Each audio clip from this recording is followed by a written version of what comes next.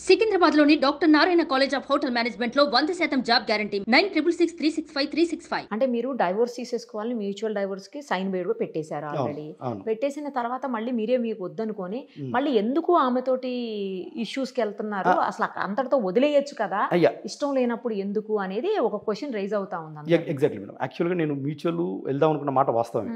నేను మ్యూచువల్ వెళ్దాం అనుకున్నాను. ఆమె కొన్ని టర్మ్స్ కండిషన్స్ ఫిట్ చేయట్లేదు, ఫిట్ చేయట్లేదు. నాకు గిల్ట్ ఫీలింగ్ ఉంది. యాక్చువల్గా నేను ఆ రోజు మ్యూచువల్ మీద సైన్ పెట్టింది కూడా మనస్ఫూర్తిగా పెట్టలేదు. నేను థ్రెట్, అప్రహెన్షన్స్, రకరకాల ప్రెషర్ పెట్టాను. నా బాధ ఏంటంటే నేను ఐడియాలజికల్ పెరిగిన వ్యక్తిని. నిజం చచ్చిపోకూడదు. నిజం చచ్చిపోతే రేపు నా పిల్లల దగ్గర నాకు ఇబ్బంది అవుతుంది. అంటే మమ్మీ తప్పు చేసినా డాడీ ఏదో డబ్బులు తీసేసుకొని లేకపోతే ఏదో సెటిల్మెంట్ చేసుకొని వదిలేసినాను. ఆ గిల్ట్ ఫీలింగ్ తోటి ప్లస్ ప్రెషర్ కూడా పెట్టాను నన్ను బాగా. పెడతావా వస్తావా అని. సరే పెట్టాల్సి వచ్చింది. కానీ ఒక పాయింట్కి వచ్చిన తర్వాత నాకు ఎవిడెన్సెస్ కలెక్ట్ అవుతున్నాయని. సో ఎవిడెన్సెస్ కలెక్ట్ అయిన తర్వాత నేను మ్యూచువల్ రానమ్మా, డైవర్స్ అయితే పక్కా, నీకు అందులో డౌట్ లేదు, కంటెస్ట్ చేస్తాను సరే అగ్రెసివ్ అయిపోయిందమ్మ అనేసి ఆఫీస్ ఆమె వచ్చి గొడవ చేయడం. నేను ఆఫీస్కి వచ్చి అక్కడికి వెళ్ళి నేనేం గొడవ చేయలేదు. కమిషనర్ గారికి నా సమస్యను చెప్పాను. తండ్రి ఎవరో మీరు కొద్దిగా కనుక్కోండి సార్ అంటే కనుక్కోండి. వాళ్ళు కూడా ఏం చేయలేరు, కనీసం ఆమెని అడగగలుగుతారు కదా, అసలు ఏంటమ్మా ఎందుకు ఇంత స్ట్రెస్ చేస్తున్నావు అని. ఆ లెటర్ లీక్ అయింది. లీక్ అయిపోవడంలో దాంట్లో నేను పెట్టిన ఇది నా యొక్క డౌటే అది. ఆ 2 పేర్లు డౌట్ నాకున్న జరిగిన ఆమె చెప్పిన దాన్ని బట్టి. అసలు అందరూ అనేది ఏంటంటే ఆమె వద్దనుకున్నప్పుడు ఇంక అసలు ఆ పిల్లోడు ఎవరికి పుడితే ఈయనకెందుకు అనేది ఒక పాయింట్. ఇంకోటి ఏంటంటే ఈయనకి డైవోర్స్ అయిపోయినాయి అని ఆమె క్లియర్గా చెప్తుంది. డైవోర్స్ అయిపోయిన అతనికి అసలు ఇంకా మిగతా తర్వాత ఏం జరిగింది అనేది అతనికి ఏం సంబంధం అని అంటున్నారు. 2016 అసలు డైవర్స్ అవ్వలేదు మేడం, ఫేక్ డాక్యుమెంట్స్. ఒకవేళ తను ఏ డాక్యుమెంట్ అయితే చూపిస్తుందో I'm ready for any test. దాన్ని మీరు ఫోరెన్సిక్ పంపించినా పర్లేదు. ఓకే, నన్ను ఆమె 16 డాక్యుమెంట్ చూపెడుతుందా? 2016 అంటే దాని మీద 2016 అని ఉంది. ఓకే, 2016 అని ఉంది. అప్పుడు డాక్యుమెంట్ తెచ్చుకొని నన్ను భయపట్టించి థ్రెట్ చేసి 2000 జూన్లో రాయించుకుంది. అందుకే నేను ఓపెన్గా చెప్తున్నాను, దాన్ని మీరు ఫోరెన్సిక్ పంపించినా పర్లేదు, నన్ను లై డిటెక్టర్ పిలిచినా పర్లేదు. మీరు ఫోరెన్సిక్ పంపిస్తే తెలిసిపోతుంది ఇంక్ ఎప్పుడు రాశారు, స్క్రిప్ట్ ఎప్పుడు రాశారు, సిగ్నేచర్ 2016 ఎక్కడ 2024, ఆల్మోస్ట్ 8-10 ఏళ్ళ తేడా. సో ఈజీగా తెలిసిపోతుంది. అందుకే నేను ఓపెన్గా ఛాలెంజ్ చెప్తున్నాను. అది మొన్న రాసిందే. మీకు ఎవరైనా సపోర్ట్ చేస్తున్నారా? లేదు, ఎవరు సపోర్ట్ లేదు. అది కూడా కొంతమంది అంటున్నారు ఎవరో సపోర్ట్ చేస్తున్నారు. నేను అసలు నేను ఒక విద్యావేత్త, ఒక అకాడమిషియన్, ఎడ్యుకేషనిస్ట్. నేను పొలిటీషియన్ కాదు, ఇండస్ట్రియలిస్ట్ కాదు. నాకు ఎవరితో సంబంధం, నేను అసలు 2 ఏళ్ళు అమెరికాలో ఇక్కడ లేను, ఇండియాలో.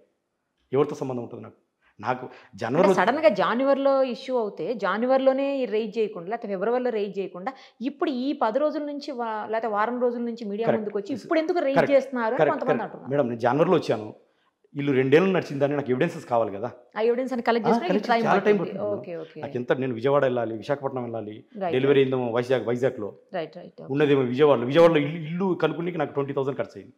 వాడికి 5,000, వాడికి 5,000, మొత్తానికి దొరికింది. వాడికి ఒక 5,000, వాడికి ఒక 5,000 ఇచ్చి, అంటే అందరికీ తెలుసు ఇల్లు, కానీ మేడం భయంకి ఎవరు చెప్పరు, అలా సబార్డినేట్స్. నేను చెప్తే నా పేరు మీదకి వస్తుంది, నా పేరు అంటే తల మీదకి వస్తుంది.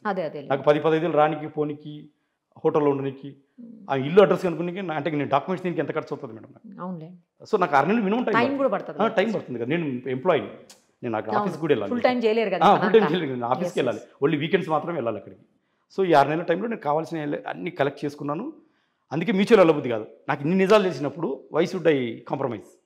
నిజాలు తెలిసినప్పుడు ప్రజల ముందు పెడదాం. ఫైనల్గా మీరు ఏం కోరుకుంటున్నారో చెప్పండి అసలు మేడం. ఫైనల్గా ఒకటే పాయింట్, ఎలాంటి న్యాయం? ఇప్పుడు ఆ బేబీ నా బేబీ కాదనేది నాకు తెలిసిన విషయము. ఇప్పుడు ఆ బేబీకి తండ్రి ఎవరో తెలియాల్సిన అవసరం చాలా ఉంది. ఎందుకంటే మీరు అంటున్నట్టు ఆ బేబీ నీకు కాదని నీకు ఎందుకు ఎగ్జిట్ అయిపోవచ్చు కదా అంటారు. రాంగ్ అది. ఆ బేబీకి తండ్రి తెలియకపోతే ఫస్ట్ ఆఫ్ ఆల్ ఆ బేబీ తండ్రి దైవస్వరూపం, చిన్నపిల్లడు.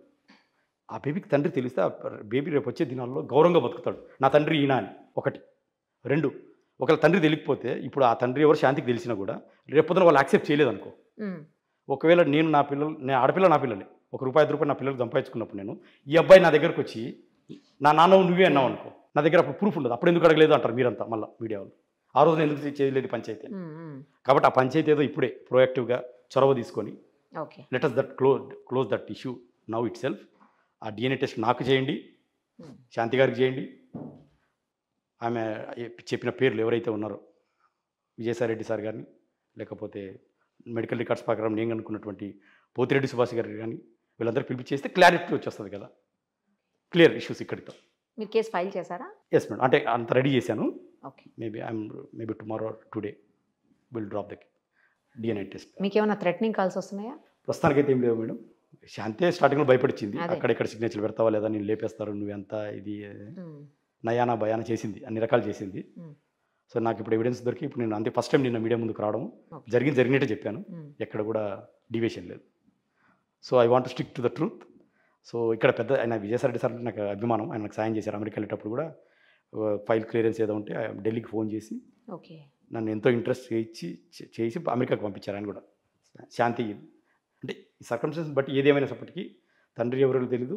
ఒకవేళ తండ్రి కారణం వాళ్ళు ఎవరన్నా ఉంటే సుభాష్ రెడ్డి గారు కానీ లేకపోతే వాళ్ళ కాళ్ళ మీద పడి సారీ కూడా చెప్తాను. ఒకవేళ కాకపోతే ఒకవేళ డిఎన్ఏ టెస్ట్లో ఏది కాదు మీ బిడ్డేనని తేలింది అనుకోండి, అప్పుడు నా బిడ్డ కాదు అనేది నాకు 19% షూర్ మేడం. I'm 19% sure. ఎందుకంటే నేను ఆ టైంలో ఇండియాలో లేను అసలుకి. నేను ఇండియాలో లేను కదా. ఇన్ కేస్ మీరు అనుకుంటున్న ఏదైతే 2-3 పిల్లలు వాళ్ళు కూడా కాదని తేలింది, అప్పుడు ఏం చేస్తారు? అంత పెద్ద పెద్ద తప్పకుండా first Shanti has to take the apologies. Shanti ఎవరు నాకు పేర్లు చెప్పింది నేను కాదు, శాంతి చెప్పింది. First Shanti has to give an apologies. ఎందుకంటే ఆల్మోస్ట్ తండ్రి ఏజ్ ఉన్న వాళ్ళతో అంటున్నారు కదా, అందుకని తను చెప్పింది నేను చెప్తున్నాను మేడం. తను చెప్పింది నేను చెప్తున్నాను. నేను కొత్తగా చెప్పేది ఇక్కడేదో ఏమంటారు అని మనీ కోసమో, that is not the objective motto. నా మోటో ఏంటంటే నేను ఎగ్జిట్ అవుతాను, నాకు ఫాదర్ ఎవరో తెలియాలి. ఇది నా ఆర్గ్యుమెంట్. అది న్యాయం జరగాలని, పిల్లోడికి న్యాయం జరగాలి, నాకు పిల్లోడికి న్యాయం జరగాలి, పిల్లోడికి, నా పిల్లలకు, నా పిల్లలకి, అందరికీ అవుతుంది. ఇది మేడం నా స్టాండ్. రైట్ అండి, చూద్దాం మీరు అన్నట్టు మరి నెక్స్ట్ ఏం జరుగుతుందో, కోర్టు ఎలాంటి డెసిషన్ తీసుకుంటుందండి. థ్యాంక్ యూ అండి, థ్యాంక్ యూ సో మచ్. నిన్నటి నుంచి చూస్తున్నాను ప్రజా సంఘాలుగా మీరు కూడా మదన్ మోహన్ గారికి సపోర్ట్ చేస్తూ ఉన్నారు. ఇప్పుడు బాలల హక్కుల పరిరక్షణ వేదిక ప్రెసిడెంట్ సుభాష్ చంద్రబోస్గా నేను అభిప్రాయపడుతున్న విషయం ఏంటంటే, అటు తండ్రిగా నా బాధ్యత లేదు, నాకు సంబంధం లేదు, నేను పరువు నష్టం దావా వేస్తా అని అటు సుభాష్ రెడ్డి అనేటువంటి అంటాడు. ఇటు మదన్ మోహన్ గారిని అడిగితే నేను తండ్రిని కాదు, నన్ను ఎందుకు బదనాం చేస్తారని ఈయన అంటారు. విజయసాయిరెడ్డి గారు మీ అంత చూస్తా అదైన పోతలో మీడియా వాళ్ళని బెదిరించాడు. అంటే సమాజంలో బాలల యొక్క ఆత్మగౌరవం అనేది ఉండదా? పుట్టిన ఆ బిడ్డ రేపు సమాజంలో గౌరవంగా బతకడానికి వీళ్ళంతా కూడా అనేకమైనటువంటి నష్టాలని తీసుకొచ్చి పెడుతున్నారు. ఆ బిడ్డ రేపు సమాజంలో గొప్ప స్థితికి రావాలంటే సమాజం ఈసడింపులు ఉండకూడదు. మరి శాంతి ఇంతవరకు నోరు తెరవలేదు. సుభాష్ రెడ్డి పేరు చెప్పింది, ఆమె స్పష్టంగా చెప్పలేదు. సుభాష్ రెడ్డి నేను పరువు నష్టం దావేస్తాను.